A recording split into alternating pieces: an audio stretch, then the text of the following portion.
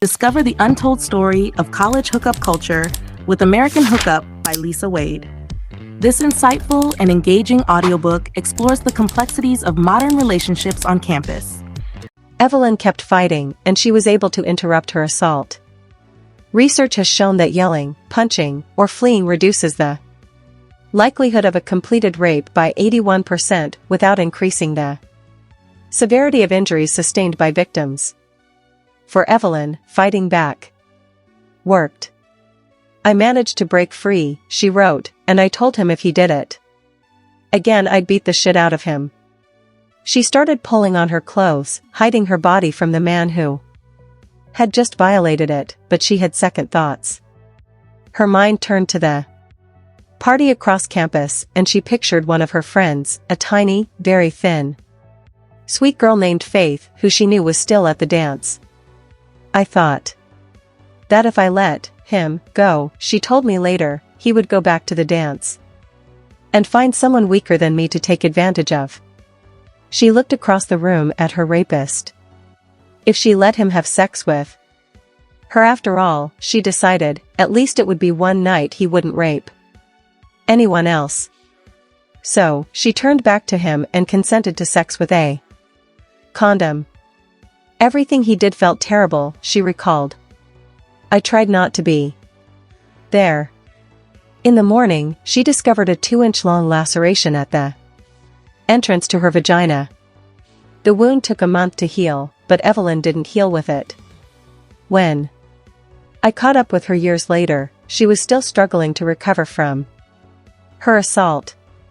"I feel like he ate my brain, chewed it up, and put it back in my skull," she said, "and now I'm trying to unchew it." Evelyn's story is incredible. In the midst of a horrific life event, she sacrificed herself to try and protect those who she worried were more vulnerable. Incredible. But many people would argue that her story is also uncredible. How would the fact that she consented retroactively have played in a courtroom? You can almost hear the defense attorney asking the questions. Why would she consent to sex with her rapist? How traumatized could she have been if she decided to do it anyway? If she wanted to protect other women, why didn't she report the assault right then and there? Doesn't this sound like reasonable doubt to you? In a rape culture, doubt is the default setting and victimhood is granted only in the most unlikely of circumstances, when there is a perfect victim.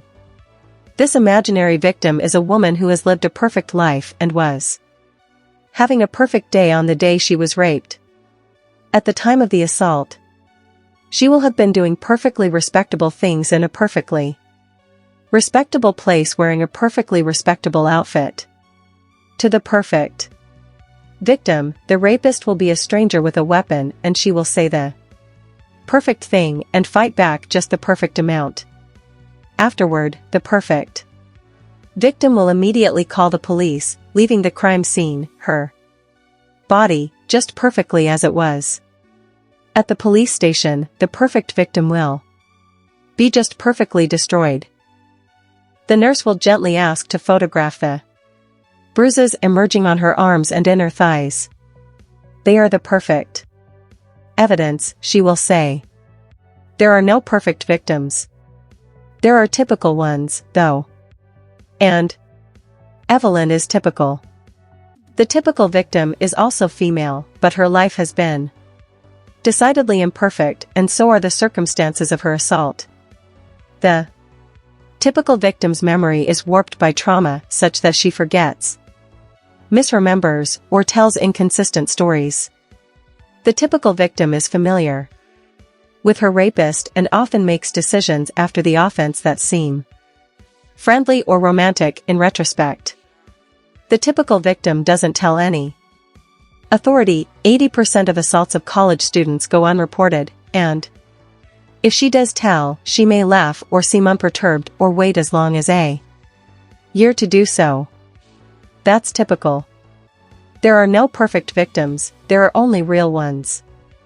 As Richard Morgan said in the Washington Post, detailing his own rape, contains multitudes, and we will not understand it until we get much more imaginative about it. But the idea that only a perfect person can be raped is one of our most persuasive rape myths. Even women often blame the victim, in part because it's one of the only ways for them to feel safe in a situation that they know deep down is dangerous.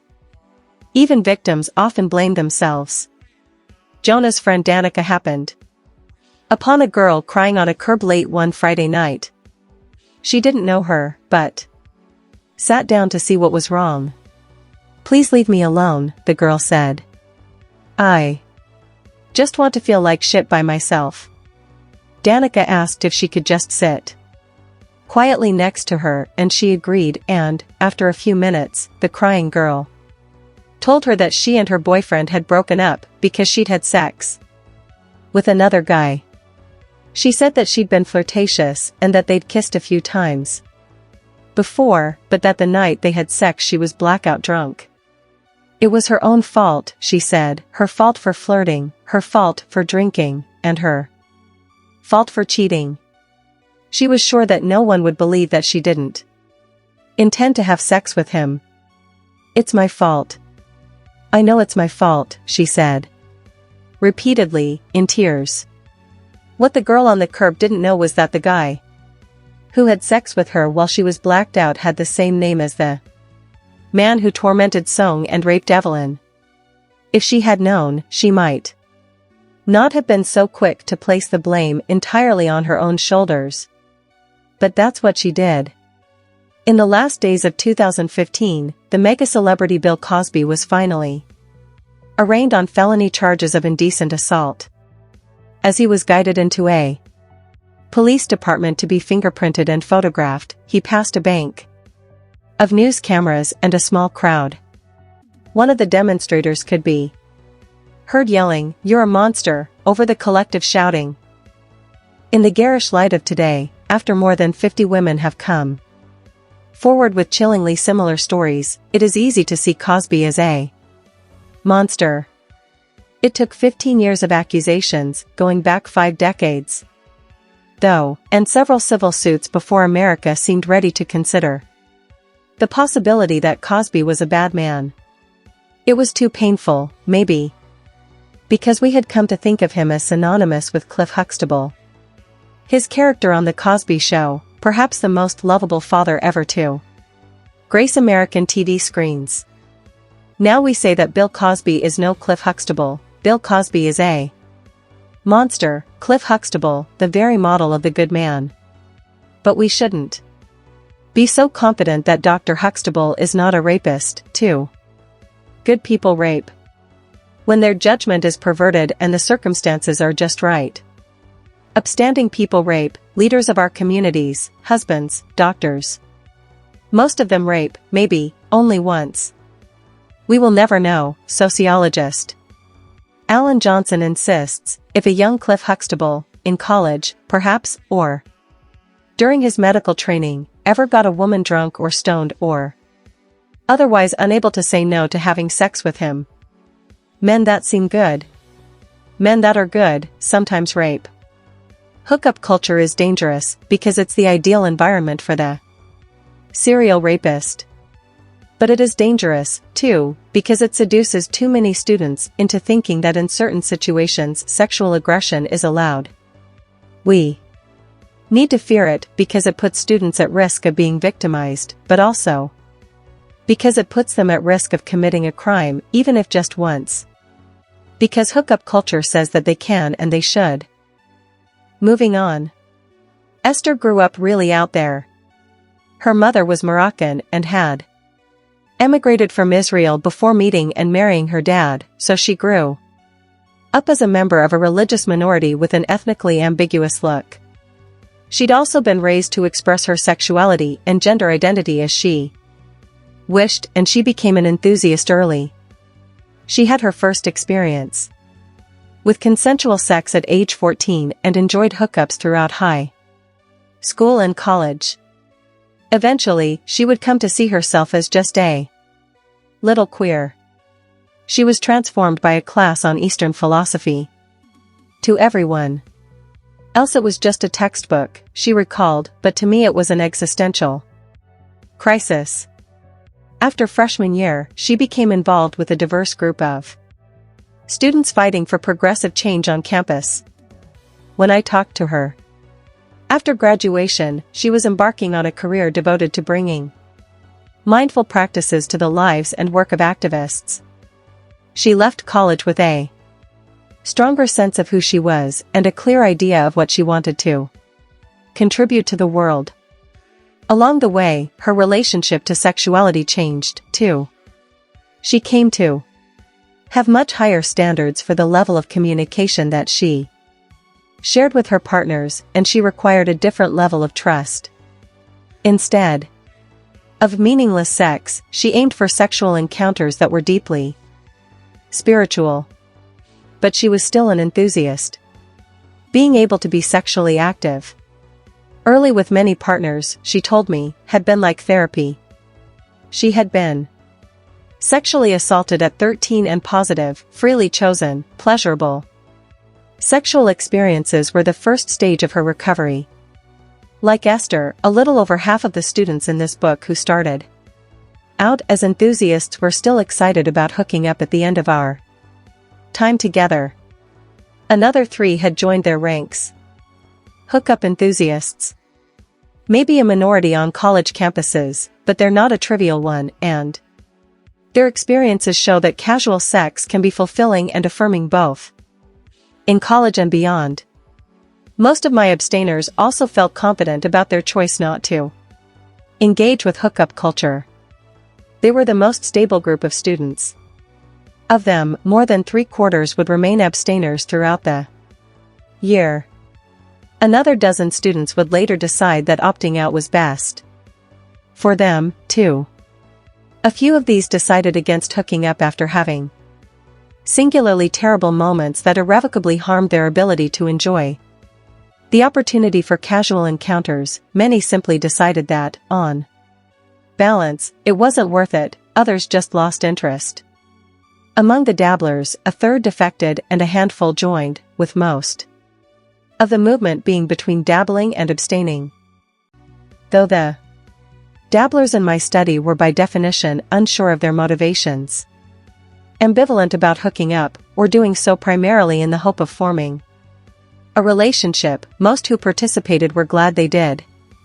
When I caught up with Ashlyn, for example, the student who so astutely observed her peers' discomfort with cunnilingus, she recalled her dad telling her in high school that she should have a good idea of what sex means for her.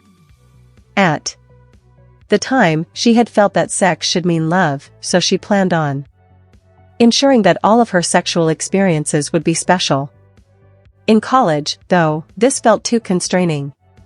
She eventually did have other kinds of sexual experiences, hookups that were just for pleasure. Some good, some awkward, and some bad. She also took on the difficult task of being present for several friends who had been sexually assaulted. As the years progressed, she said, I just felt like I heard fewer and fewer stories of fun hookups and more of people being raped. She became skeptical of the idea that sex could always be special. It could be meaningful and good, she decided, but it could also involve a whole spectrum of negative experiences. She described this realization as a loss of innocence, but one that was strangely comforting. I felt better equipped to accept things, she said, setting aside the possibility of sexual assault, but embracing the imperfect, awkward, and not so special. There is some peace in knowing that things may not go exactly how you want them to every time. Many of my students felt similarly, saying that hooking up made them smarter about sex, helped them to develop more sophisticated sexual philosophies, and left them more prepared to handle whatever came their way. This was true, too, for Riley, the girl who loosened up. She hooked up with Craig several times, despite his sloppy tongue and clumsy hands. She never came to like him very much, even in a friendly way, and the last time they hooked up it was slightly scary. She made an abrupt move to end it. At first he tried to ignore her, his whole attitude was forceful. She said, and when she made it clear that she couldn't be easily bullied into sex, he acted resentful. It was an altogether uncomfortable experience that left Riley shaken. The thing she had most feared about hooking up had happened. It got gross. But the next day, she was fine. "This is hard to explain," she said.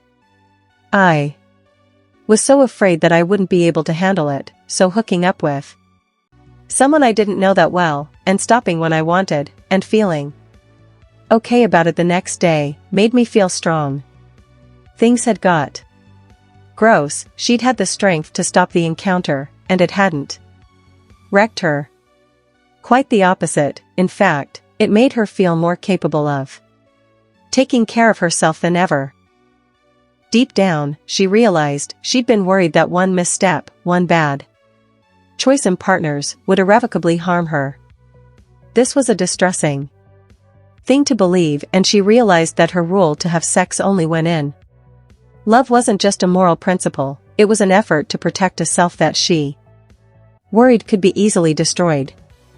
"I was so afraid," she said, "that I'd feel ruined, dirty, broken." But her experiences with Craig taught her that her sexuality was robust and resilient. It was not, as she had feared, something that a little disrespect could damage. She wasn't ruined after one encounter, after all. "I wouldn't do it again," she concluded, "but I'm glad I did it." Celeste was glad, too. She was the student who complained of feeling like a masturbation toy after hooking up with 12 men who seemed to have no interest in her pleasure. Then she met Minjun. Their hookup didn't start at a party, it started in the library. They were studying for an introduction to philosophy class they shared, and, after summarizing Pascal's wager, their conversation turned to their own attempts to find meaning in their lives, struggles with their families, worries about their future, and the meaning of life. Their first kiss was brimming with the vulnerability that comes with contemplating cosmic uncertainty, and it only got hotter from there. "It was a mingling of souls," Celeste reported happily. "Both of us have never had sex that was so incredibly satisfying on so many levels. And, this time, she had an orgasm." She hadn't known that sex like that was possible. But she did now. "This man," she said, "is someone who I can say had changed me indefinitely." Celeste was grateful that hookup culture brought her men, but she didn't regret her other experiences. Whether the hookups were good or bad, she said, it was always a learning experience. "I would not be who I am today without them." Lots of students told stories like Ashlyn's, Riley's, and Celeste's, but not all of them did. Neither Rosalind nor Evelyn, for example, were able to look back at their first year with the same optimistic attitude. Rosalind was still struggling to find peace with her strong, tall, biracial body. She graduated from striver to dabbler in her sophomore year, hooking up with mixed results.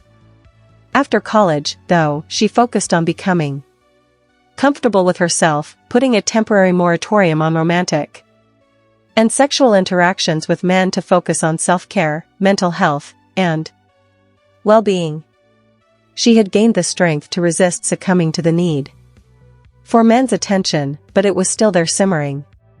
Evelyn was still suffering from the night she was assaulted. "I thought I was strong enough to deal with rape as it was happening to me," she said. "And I was right, because I survived." Afterward, though, she retreated from the hookup scene and began to avoid most men.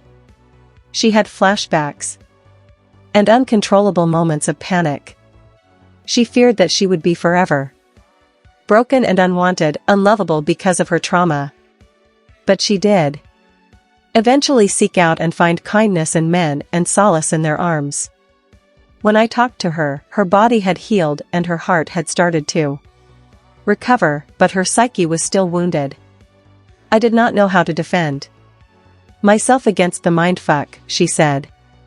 She now allowed herself a certain level of fragility.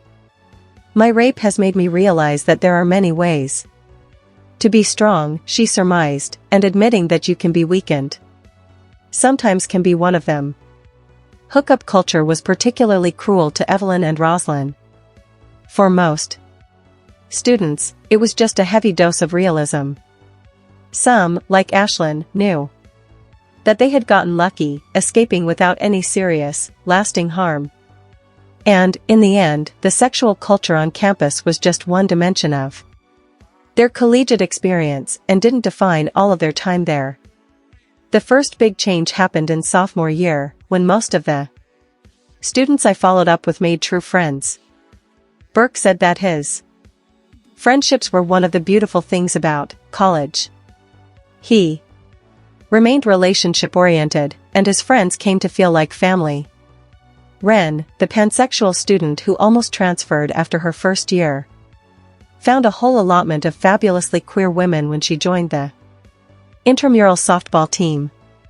Mara eventually stopped girl flirting and dropped out of her sorority. I was a terrible sorority girl, she admitted, with a laugh. Instead, she became part of a close-knit group of friends outside of the Greek system and felt fulfilled by the people around me, she said, and so loved. She still partied and hooked up, but not the kind of stuff that makes parents want to gouge their eyes out.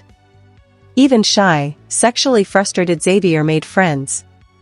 Eager to escape the striver category, he decided to try to break his dry spell by befriending a girl he wanted to hook up with, but it turned out that pretending to be her friend was a lot like being her friend. He came to care about her in a genuine way and never did hook up with her, for which he was glad. By sophomore year, his two very best friends were women.